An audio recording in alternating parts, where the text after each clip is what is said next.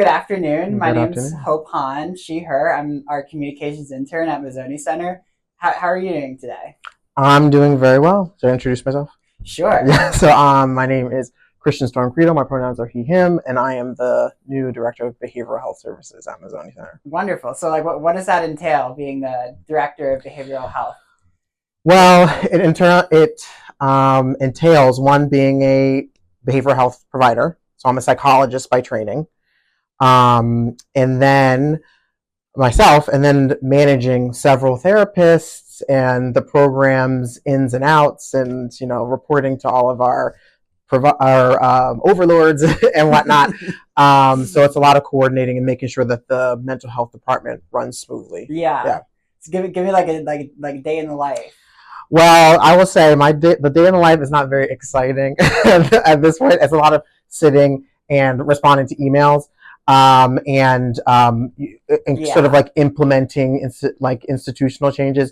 But one of the things that I get outside of sending the emails is meeting with all of my staff members to talk about their patient cases, to talk about changes that are happening in the institution, and how we're one of the initiatives that we're doing now is promoting integrated care. So that's a big shift Yeah. from just being kind of an outpatient establishment to something where you're working with medical providers and supporting Yeah. people's medical goals and whatnot. So that's a part of it, and a lot of meeting with other departments to make sure that our services, that everyone understands what our services are, finding new opportunities to implement initiatives like we're doing something with 988 soon, things like that. So cool. Yeah. So in addition to talking to internal people, it's coordinating with people from the outside so that our patients can get more services, and so the community knows about us. Yeah.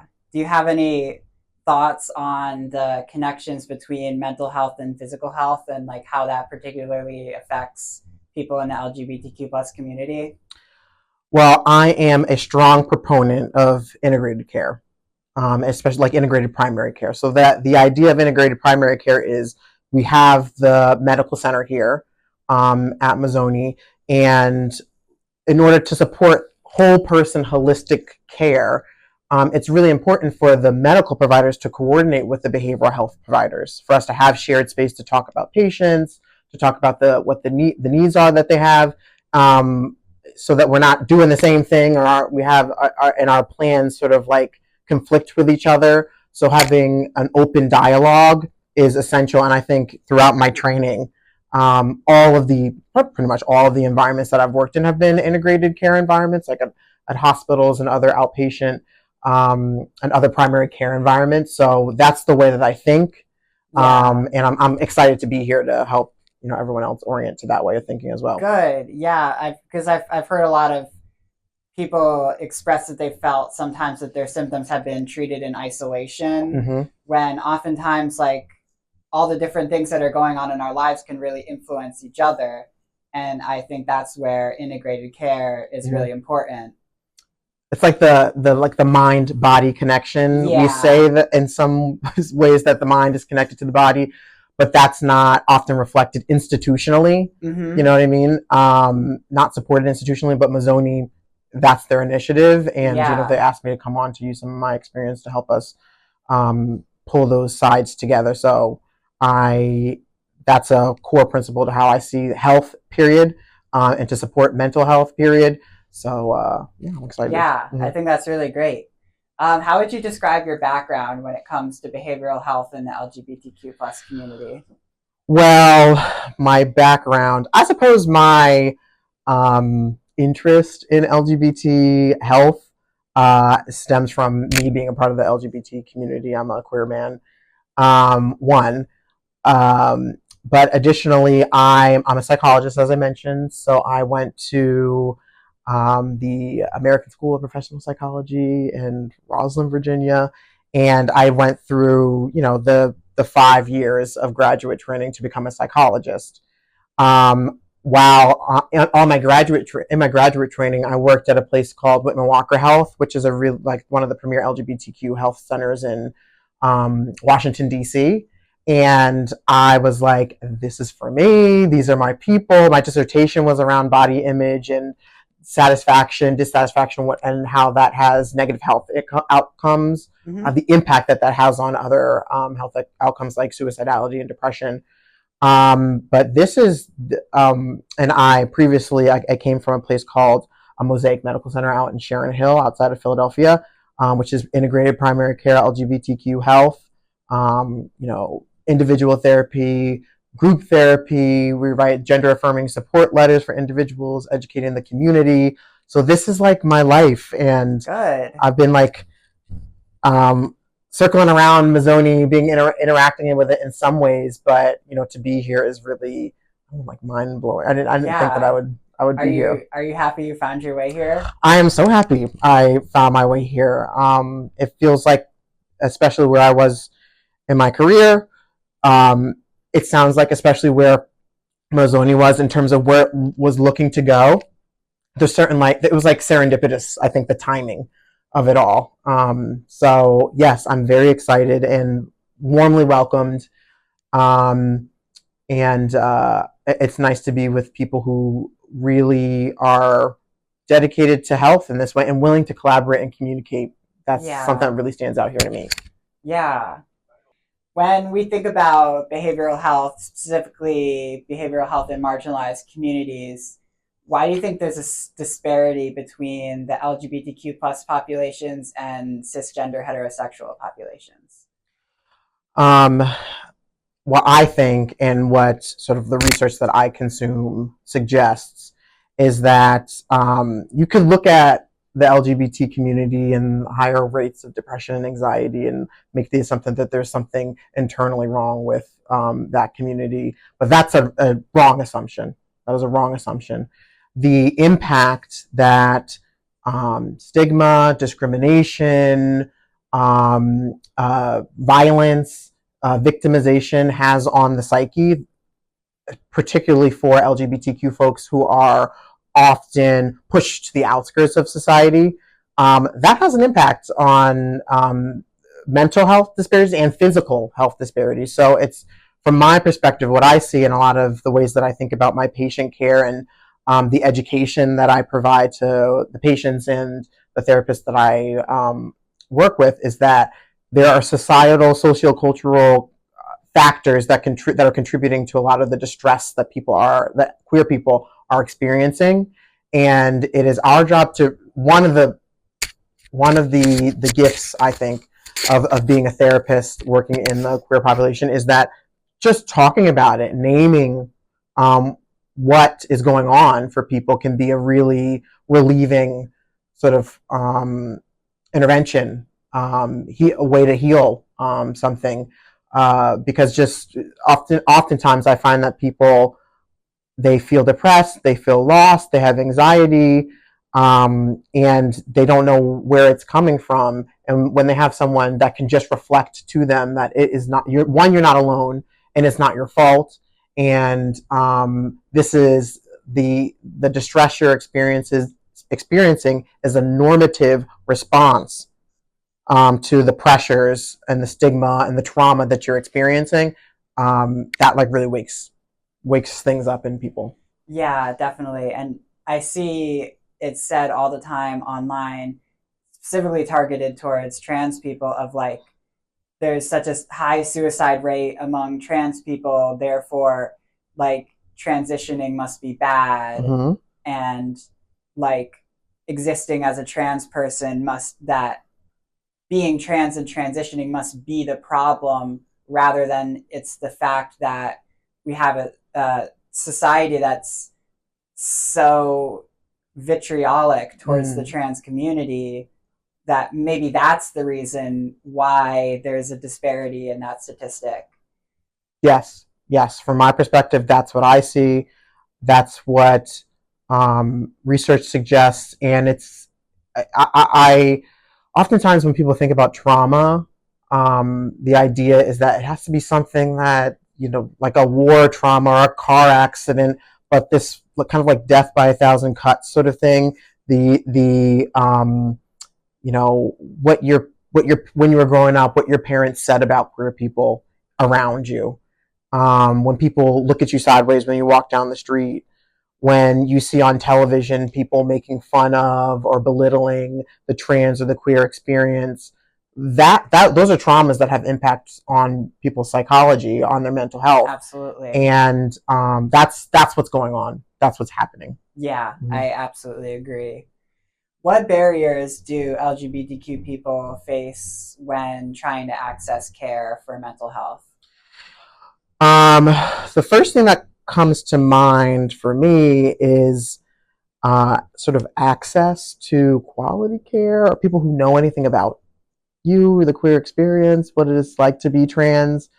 I can't tell you how often I hear the narrative that, especially for trans people, that they have to educate their providers on what it is to be trans, what hormones are, what, you know, they have to look to forums to figure out like what a proper hormone level should be, that sort of thing. Um, People, that's the main barrier. People don't know. Yeah. One, they don't know, or they're actively transphobic or discriminatory in their practices. So finding medical providers and finding competent medical providers is one of them. And like, I mean, the anxiety about going into a medical establishment when there's been such medical trauma exhibited or implemented against particularly trans folks. Why would you want to come in? Why would you want to come in when there's a risk of being re-traumatized? And that stops people from getting their checkups and getting their, cancer screenings and getting their, these like bare level kind of like, not even gender affirming specific care, gender affirming interventions. It's just like basic health care. And I can't imagine that doesn't have anything to do with the negative physical or mental health outcomes that people that queer people experience. Yeah, absolutely. And like to the point of like trans people being expected to educate their providers, it's like nobody says that to people who have like stomach issues. Yes. Things like that. No one says like you have to know your condition better. And not to say that like being trans is a condition, but you shouldn't have to know the right steps of your care better than your provider does. Yes. They should, it's their job to know how to treat you. Yes. And I think aligning with what you're talking about, not only is it like the medical sort of like provider patient relationship, but institutionally, legally, there's a lot of laws that are coming down recently of late that interfere with people being able to get access to care. We're fortunate, I think. I feel fortunate to be an employee at Mazzoni, and in that we have access to medical providers who are competent, but that's not, depending on the state that you're living in.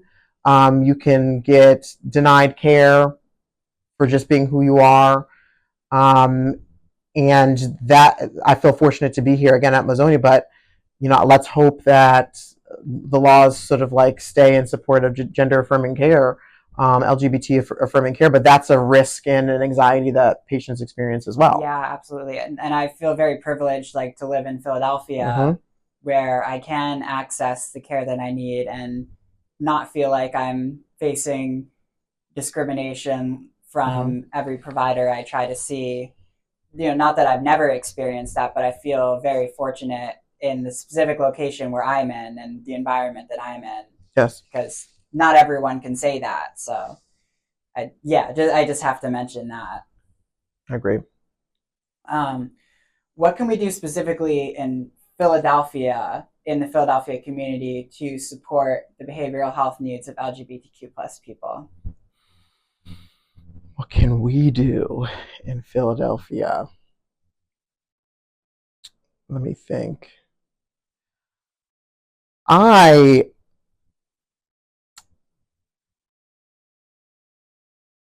So I think there's some sort of like systemic things. I mean, I'm going to get to that, but I also want to talk about what the conditions under which mental health providers sort of exist. Yeah.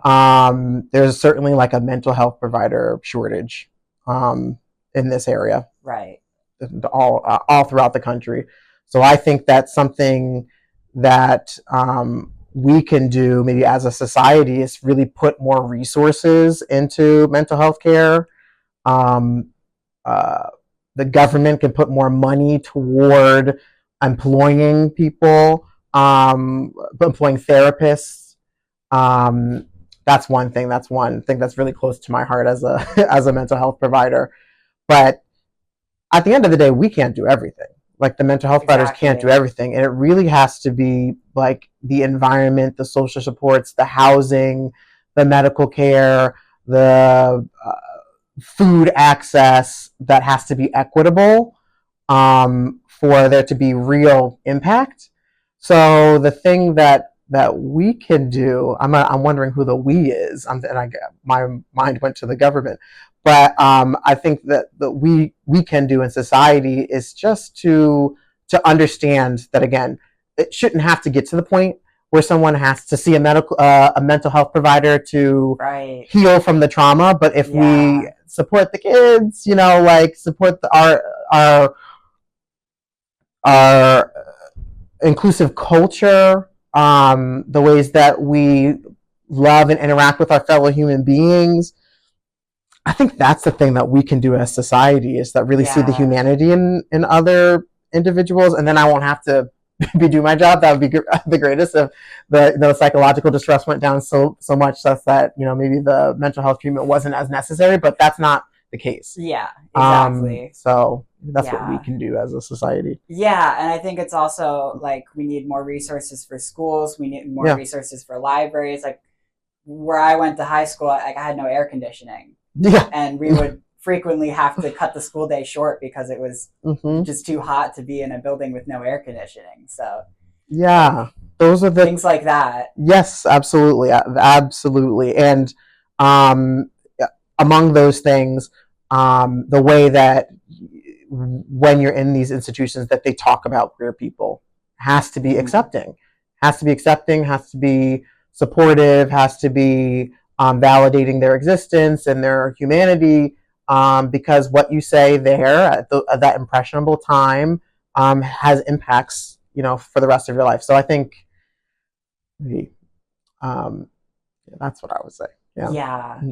Yeah. Do you think like queer spaces, like I guess like queer clubs, bars, things like that, do you think those play a role in supporting mental health of the queer community? Well, I find that the queer community is very resilient.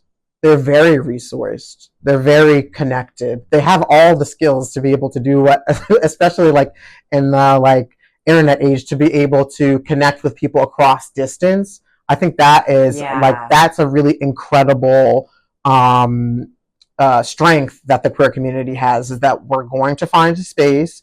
It's going to be great. People are going to want to come and be a part of it. And so I think we know what we're doing. I think from my perspective, it's like kind of everybody else has to get on board, get out of the way, allow it to exist. So fundamentally, the way that I see mental health is often relational. The relationships, the community that people have really support their mental health, and suffering really festers in isolation. And what I found is that queer people, it's really a resilience. It's maybe kind of like a response to trauma in some way. It's an adaptive response, is when you get disconnected from your family for whatever reason, whether that's because they're explicitly discriminatory or they just don't know what your experience is like. Queer people go and find people. Find their partners, find people who are similar to them, find their groups. So I'm not worried about queer people finding each other. It's really everything else that's getting in the way. Yeah, absolutely. So let's end on a lighter note. Yes. Do you eat cheesesteaks? I do eat cheesesteaks. How do you how do you order your cheesesteak? I will say I don't order cheesesteaks very often, but I do like an onion. I do like the cheese. I do like the peppers. Yeah. I will put some ketchup on it, but I need a clean hand when I eat, and they're a little messy. Yeah, so I find that I will eat them, but I have to be ready to like really consume a cheesesteak. That's funny. What kind of cheese do you like? What kind of cheese do I like? I go American. I go simple American. Simple American. For a cheesesteak. Yeah, I got it. With onions and American. Yes. I can't do the cheese whiz. You can, no. I know some people like it. That's the mess that I'm talking about. That I have a hard time with. Yeah, I want to have solid cheese, not like cheese on absolutely. So, we agree on this. Do you have a favorite place? I don't think I have a favorite place, but I know that when I was coming to Philly and exploring kind of like the cuisine, Ishkabibble was one of the places that I went to, and where I got the cheesesteak, but I haven't done enough research to really put a fair recommendation out there. Right. I'm all about Lazo's Pizza. Lazo's? Okay. Yeah. All right, I'll have to put Lazo's on the list. It's at 26th and Poplar. Okay. All right. It's very good. You said Lazo's? Yeah. Okay. All right. Lazos. Okay. All right. Well, that's all I have for you. Well, thank you very much. Thank you so much for talking to us today. Of course. And thank you so much. Thank you.